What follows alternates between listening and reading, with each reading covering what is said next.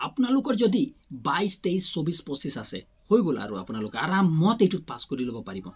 নমস্কাৰ প্ৰিয় বন্ধু বান্ধৱীসকল, মই শংকৰ আৰু আপোনালোকক স্বাগতম জনাইছোঁ শংকৰ বগীবিল ইউটিউব চেনেলত। আজি মই আপোনালোকক military affected area, APRO, civil defence আদিৰ বিষয়ে মই ডিটেইলছ কাটআপৰ ভিডিঅ' বনাই আছোঁ। বহুত সময় লাগিলে এই ভিডিঅ'টো বনাওঁতে, বহুত ৰিচাৰ্চ কৰিবলগীয়া হয়।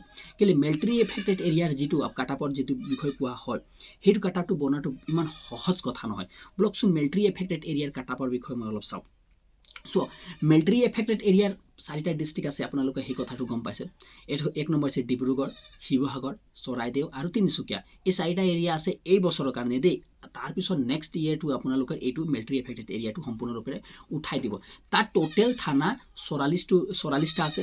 এতিয়া কথা হ'ল এই থানাবিলাকত পষ্টিং কি ধৰণে হয় জানেনে? আপোনাৰ পোষ্টবিলাক আপুনি পোষ্টৰ কথা পাতি যদি এবিত কিমান আছে 184 পোষ্ট আছে এবিত, আৰু ইউবিত আছে 140। যেতিয়া পোষ্ট ওপৰৰ পৰা বৃদ্ধি হ'ব, ইয়াতো পোষ্টটো কি হৈ যায়, বৃদ্ধি হৈ যায়। এতিয়া ইয়াৰ কথা কি হৈ যায়, 44টা থানাৰ এতিয়া আপোনালোকৰ কাটআপটো এনেকুৱা ধৰণে পৰে। চব থানাত কি আলফাবেটিকেলি আপোনালোকে দিয়া হয়। আলফাবেটিকেলি যেনেকৈ মৰাণৰ থানা আছে, টিংলাই, এনেকৈ কৰি আপোনালোকে টেঙাখাট, এনেকৈ কৰি যিবিলাক থানা আছে এই নামবিলাক ওপৰত আলফাবেটিকেলি পাতিব। এটা এটা কৰি চব থানাবিলাকত পোষ্ট দি দিব। তাৰপিছত যিটো থানা বাচি যাব, যেনেকৈ আপোনালোকৰ 60টা পোষ্ট আছে, মানি গৈছোঁ 60টা পোষ্ট আছে, মানি গৈছোঁ 61টা পোষ্ট আছে, মানে 61টা পোষ্ট আছে। তো সবচে প্ৰথম 44টা আছে, 44জন মানে 44টা থানাত প্ৰথমে দি দিব। তাৰপিছত যিটো বাচি যাব আকৌ প্ৰথমৰ পৰা আহিব। আৰু যিটো বাকীখিনি যিবিলাক থাকি যায় আলফাবেটিকেলি নাপায়, তেওঁলোকে গ'ল, আৰু যিবিলাক আলফাবেটিকেলি পায় তেওঁলোকে পাই যায়। এইটো হৈছে ইয়াৰ কি হৈছে মানে আপোনালোকৰ পোষ্টটো দিয়া মানে প্ৰচেছ। আৰু ইয়াৰ যদি আমি কাটআপৰ বিষয়ে যদি ইয়াৰ মই চাওঁ, ইয়াৰ কাটআপবিলাক একদম সিদ্ধান্ত কোনো দিব নোৱাৰে যে কিমান যাব। এৰিয়া ৱাইজত যায়। আপুনি এটা এৰিয়াত আছে, আপুনি মিলিটাৰী এফেক্টেড এৰিয়া, আপুনি এটাই পাছ কৰিছে, চাহে UR হওক, OBC হ'ব, SC হওক, কোনো মতলব নাই। যোনে টপত থাকিব তাকে পোৱা যায়। সেইটো কথাটো মনত থৈ ল'ব দেই।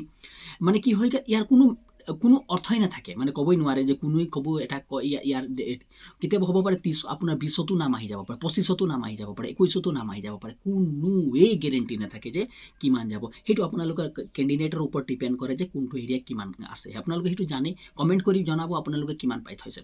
এতিয়া মই কৈছোঁ চিভিল ডিফেন্স আৰু APRO যদি কাটআপটো মই চাওঁ, এই দুটা কাটআপৰ ছেম একেই লেভেলৰ হয়, গম পাইছেনে?